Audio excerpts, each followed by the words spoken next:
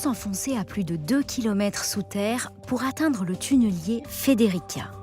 Ici, depuis octobre 2016, on creuse une galerie de reconnaissance du futur tunnel Lyon-Turin.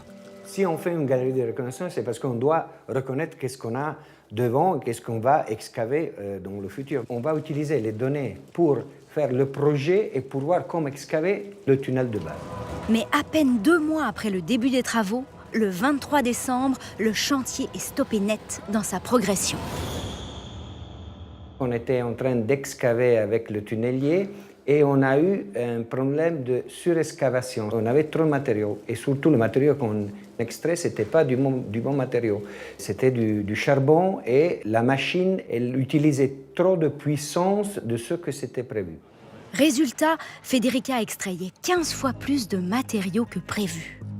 Il faut savoir qu'un tunnelier tel que Federica ne peut progresser efficacement que dans un terrain dur et homogène. Pour comprendre, voici la tête de coupe du tunnelier. Cet outil géant de 11,50 m de diamètre est conçu pour fraiser une roche dure, c'est-à-dire la briser avant de l'évacuer par tapis roulant. Quand le terrain s'avère hétérogène, la matière se délite, rendant l'excavation trop importante, le tunnelier s'embourbe alors.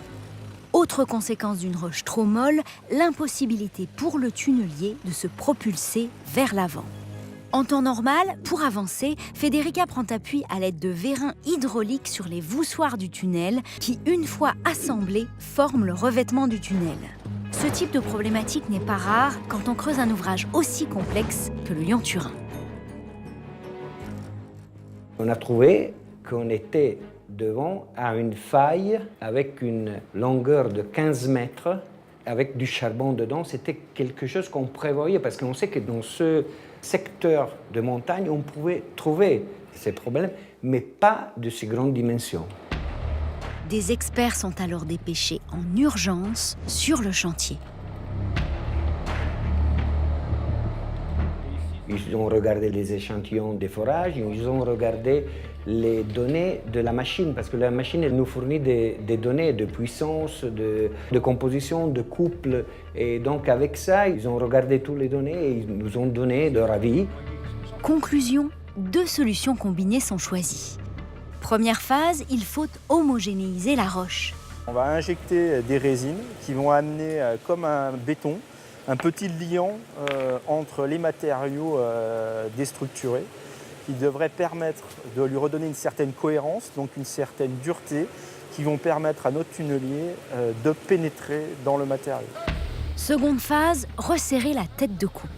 On va fermer la tête de coupe, on va fermer les ouvertures de tous les 16 bras qui vont composer la tête de coupe pour fermer le plus possible la tête pour empêcher le matériel creusé d'entrer dans la tête. Les résultats sont concluants et Federica repart, lentement dans un premier temps. En parallèle, les géologues continuent de sonder les sols à la tête du tunnelier. Leur objectif, connaître mètre par mètre la nature exacte du terrain. Là, on regarde la nature, la lithologie et le degré de fracturation. On voit des zones qui sont très broyées, donc ça c'est la zone de l'accident. Après, on voit des zones qui sont un peu plus compactes. Ça nous aide à comprendre un peu, à faire une cartographie un peu de la géologie. Et ici, c'est plutôt de la roche très fracturée. Mais... Sur une photo, on ne voit pas les orientations, on ne peut pas faire de mesure, donc il faut vraiment venir toucher la carotte pour comprendre les choses. Moitié de mars, on a commencé à voir qu'on était en train de sortir de l'accident. Mais je peux dire qu'on a mis 2 mois et demi pour faire 15 mètres. On a excavé très lentement avec tous les moyens pour la sécurité des gens et la sécurité de la machine. Dernière étape qui clôt définitivement l'incident géologique, le remontage de la table à voussoirs, l'équipement qui permet en temps normal de monter très rapidement les voussoirs du tunnel.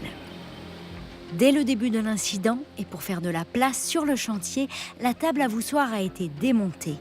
Depuis, les pièces étaient acheminées sous terre grâce à des camions à pneus. Chaque voussoir est transféré jusqu'à la zone d'érecteur, c'est-à-dire la zone de pose de l'anneau, par un système de jeu de sangles qui permet de translater chaque élément les uns après les autres, alors que en phase de pose normale avec la table à voussoir montée, ce qu'on est en train de remettre en œuvre. L'ensemble de l'anneau est transposé quasiment tout ensemble et donc ça limite énormément le temps de déplacement de chacun de ces voussoirs. On va commencer de nouveau à rentrer dans la normalité et on va de nouveau excaver en conditions normales, donc 10 mètres par jour.